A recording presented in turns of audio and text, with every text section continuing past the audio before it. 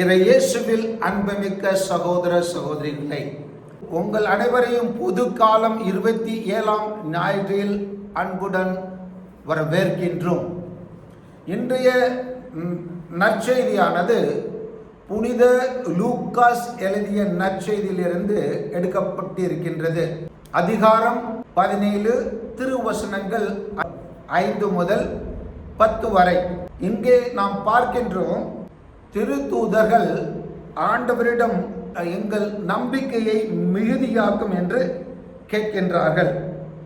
அதற்கு ஆண்டவர் கூறிய பதிலானது, கடுகளவு நம்பிக்கை உங்களுக்கு இருந்தால் நீங்கள் இந்த காட்டு அத்திமரத்தை நோக்கி, நீ வேரோடு பெயர்ந்து போய் கடலில் வேரொன்றி நில் என கூறினால் அது உங்களுக்கு கீழ்ப்படியும் என்று சொல்கின்றார். எனவே இங்கே நாம் பார்க்க வேண்டியது என்னவென்றால், இயேசுநாதன் சீடர்கள் இயேசுவோடு இருக்கின்றார்கள். இந்த உலகில் மிக பாக்கியவான்கள் யார் என்று என்னிடம் கேட்டால் அவர்கள்தான். ஏனென்றால் அவர்களுக்கு இயேசுவோடு வாழவும் தங்கவும் அவரது படிப்பினையையும் புதுமைகளையும் கேட்கவும் பார்க்கவும் அவர்களுக்கு அரும்பெரும் வாய்ப்புகள் கிடைத்தன. அவ்வாறு வாய்ப்புகள் கிடைத்தவர்களே நமது முன் என்ன சொல்கின்றார்கள்? எங்கள் நம்பிக்கையை மிகுதியாக்கும் என்று சொல்கின்றார்கள். அன்பார்ந்தவர்களே, இது ஆச்சரியத்திற்கு உரிய ஒரு வேண்டுகோள். ஏனென்றால் ஆண்டவரிடம் இருப்பவர்களே, ஆண்டவரே எங்களுடைய விசுவாசத்தை மிகுதியாக்குங்கள் என்று கேட்கின்றார்கள். அப்படியென்றால் அவர்கள் இருக்கும் சூழ்நிலை எவ்வாறு? அவர்கள் இருக்கின்ற சூழ்நிலை, ஆண்டவரே நாங்கள் உங்களோடு வந்தாலும் வாழ்ந்தாலும் எங்களுக்கு உம் மீது நம்பிக்கை முழுமையாக இந்நாள் வரை வரவில்லை.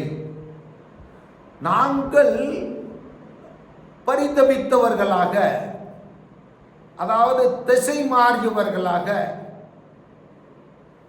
எங்கே போகின்றோம் என்று தெரியாமல், யாரை பின் சென்று கொண்டு இருக்கின்றோம் என்று அறியாமல் வாழ்ந்து கொண்டிருக்கின்றோம். எனவே எங்களுடைய விசுவாசத்தை மிகுதியாக்கும். ஏனென்றால் இன்றைய சூழ்நிலையில் நாங்கள் உமக்கு உகந்த சீடர்களாக நாங்கள் வாழ முடியவில்லை என்று கேட்கின்றார்கள். அதற்காக இயேசு என்ன பதில் சொல்கின்றார் என்றால், உங்களுடைய விசுவாசம் கடுகளவு இருந்தால் போதும். நீங்கள் இங்கே இருக்கின்ற இந்த அத்திமரத்தை நோக்கி, நீ வேரோடு பெயர்ந்து போய் கடலில் வேரொன்றி நில் என்று சொன்னால் போய் நிற்கும் என்று சொல்கின்றார். அப்படி என்றால் என்ன அர்த்தம்? அப்படி என்றால் இயேசு சொல்ல வருவது என்னவென்றால், விசுவாசம் நமது கை அளவு இருந்தால் கூட போதும்.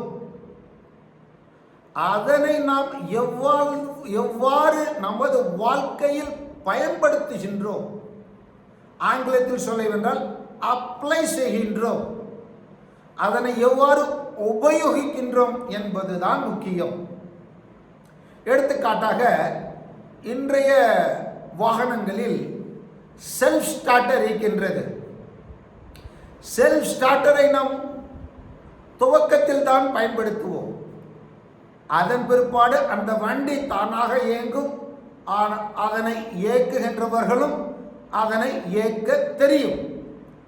ஆனால் அந்த செல்ஃப் ஸ்டார்டர் அந்த வண்டியை துவங்கி வைக்க முடியவில்லை என்றால், வண்டியில் என்னதான் எல்லாம் சரியாக இருந்தாலும், எண்ணெய் இருந்தாலும், ஸ்டேரிங் இருந்தாலும், நல்ல திறமைசாலியான டிரைவர் இருந்தாலும், ஓட்டுநர் இருந்தாலும் பயனற்று போய்விடும்.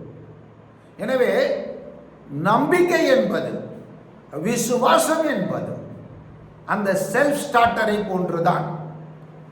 அதனால்தான் எபிரியர்களுக்கு எழுதிய நற்செய்தியில் அதிகாரம் 11:1 எபிரியருக்கு எழுதிய நற்செய்தி நூலகர் சொல்கின்றார், நம்பிக்கை என்பது எதிர்நோக்கி இருப்பவை கிடைக்கும் என்னும் உறுதி, கண்ணுக்கு புலப்படாதவை பற்றி ஐயமற்ற நிலை என்று சொல்கின்றார். இதே எபிரியருக்கு எழுதிய இந்த நூலில், இந்த கடிதத்தில், அந்த கடித எழுத்தாளர் 18-19 சொல்கின்றார். என்ன சொல்கின்றார்? நம் கண்முன் எதிர்நோக்கி உள்ளதை விடாமல் பற்றி கொள்வதற்கு தளரா ஊக்கம் கொண்டிருக்க வேண்டும். இந்த எதிர்நோக்கே நம் உள்ளத்திற்கு பாதுகாப்பான உறுதியான நங்கூரம் போன்று உள்ளது என்று சொல்கின்றார். அதாவது நம்பிக்கை, விசுவாசம் என்பது நமக்கு நங்கூரம் போன்று செயல்படுகின்றது. நங்கூரம் என்ன என்பதை நாம் ஒவ்வொருவரும் அறிவோம். கடலில் பயணம் செய்யும் கப்பலை நிறுத்தி வைப்பதற்காக அதற்கு நங்கூரம் போடுகின்றார்கள். அதே நேரத்தில் அங்கு வருகின்ற, கடலில் வருகின்ற புயல்களை தாங்கிக் கொள்ளவும், வருகின்ற அபாயங்களை சந்திக்கவும் அந்த நங்கூரம் நமக்கு உதவுகின்றது. அதனை போன்றுதான் நமது விசுவாசமும். இந்த விசுவாசத்திற்கு எடுத்துக்காட்டாக தான் விசுவாசத்தின் தந்தை ஆபிரகாம் விளங்குகின்றார். அவரை கடவுள் அழைக்கும் பொழுது அவருக்கு தெரியாது நாம் எங்கே போகின்றோம், எந்த மொழி பேசும் இடத்துக்கு போகின்றோம், எந்த மக்களிடம் போய் இருக்க போகின்றோம், எந்த இடத்தில் இருக்க போகின்றோம், எந்த வகையான உணவு வகைகளை உண்ண போகின்றோம் என்று ஒன்றும் அறியாத அவர் 75 வயதில் இறைவனுடைய அழைப்பை ஏற்று முழு விசுவாசத்துடன் பயணம் செய்கின்றார். அன்னை மரியாளும் அவ்வாறுதான். இறைதூதர் கபிரியல் வந்து அன்னை மரியாளுக்கு நற்செய்தியை உரைக்கும் பொழுது, மங்கள வார்த்தை சொன்ன பொழுது அதனை அவர் முற்றிலும் நம்பினார். எவ்வாறு நடக்கும், எப்படி நான் இந்த சமுதாயத்தில் அதனை நடக்கும் பொழுது எவ்வாறு நான் சமுதாயத்தில் ஏற்றுக்கொள்ளப்படுவேன், எனது கணவர் எவ்வாறு ஏற்றுக்கொள்வார், எனது தாய் தந்தையர்கள் எவ்வாறு என்னிடம் நடந்து கொள்வார்கள் என்று ஒன்றும் அறியாத அந்த சூழ்நிலையில் கூட அன்னை மரியாள் இறை வார்த்தையை நம்பினார், மங்கள வார்த்தையை நம்பினார். நாம் பல நேரங்களில் நாம் ஒவ்வொரு மனிதர்களும் நம்பிக்கையின் மூலமாக தான் நமது வாழ்க்கையை நடத்துகின்றோம். உதாரணமாக நாம் எத்தனையோ ஹோட்டலில் சென்று சாப்பிடுகின்றோம். ஒருபோதும் அந்த உணவை சோதித்து சாப்பிடுவதில்லை. அந்த உணவு உண்மையான நல்ல உணவா என்று, அல்லது அதில் எதுவும் விஷம் கலந்திருக்குமா என்று நாம் ஒருபோதும் சோதித்து பார்ப்பதில்லை. நம்பிக்கை ஒன்றுதான் நம்மை அந்த உணவை உட்கொள்ள வைக்கின்றது. போன்று நாம் முடித்திருத்தகம் செய்கின்ற இடத்துக்கு செல்கின்றோம். அங்கே முடித்திருத்தகம் செய்கின்றவர் பிளேடை யூஸ் பண்ணுகின்றார், கத்தியை யூஸ் பண்ணுகின்றார், கத்திரிக்கோலை யூஸ் பண்ணுகின்றார்.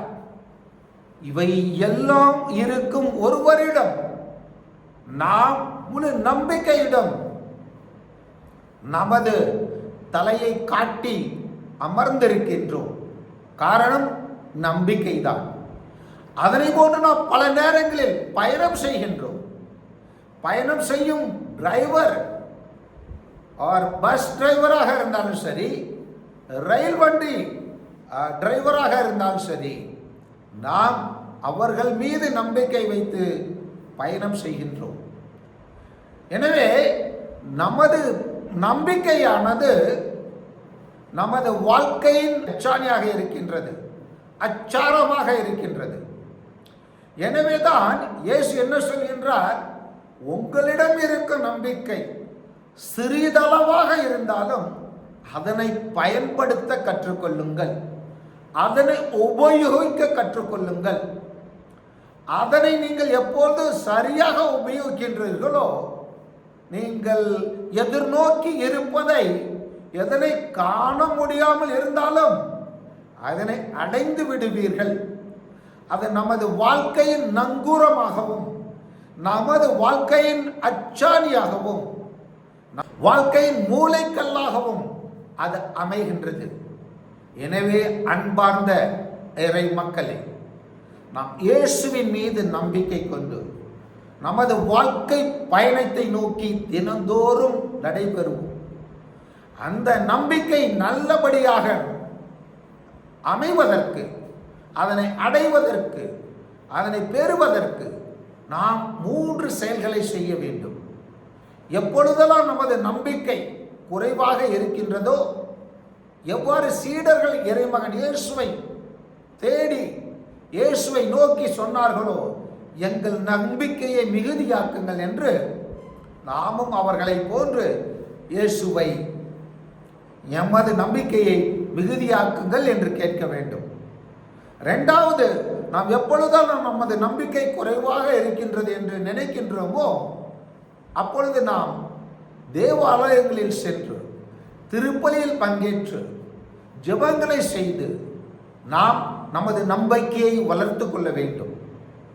3வதாக, நமது நம்பிக்கை வளர வேண்டும் என்றால் நாம் நமது நண்பர்கள் யாரெல்லாம் இறைப்பற்று உள்ளவர்களாக இருக்கின்றார்களோ, அல்லது நமது இறை வல்லுநர்கள், இறை நம்பிக்கை கொடுக்கக்கூடிய ஸ்பிரிச்சுவல் டைரக்டர் என்று சொல்வோம், ஞான குருக்களிடம் நாம் சென்று நமது நம்பிக்கையை வெளிப்படுத்த வேண்டும். அவ்வாறு செல்லும் பொழுது அவர்கள் நமது நம்பிக்கையை மிகுதியாக்குவார்கள். மிகுதியாக்கி நம்மை ஆபிரகாமை போன்றும், அன்னை மரியாளை போன்றும், மற்றும் இந்த உலகில் வாழ்ந்த புனிதர்கள் புனிதைகளை போன்றும் நமது வாழ்வில் வெற்றி பெற உதவி செய்வார்கள். நம்பிக்கை நம்மை மேல் எடுத்து செல்லும்.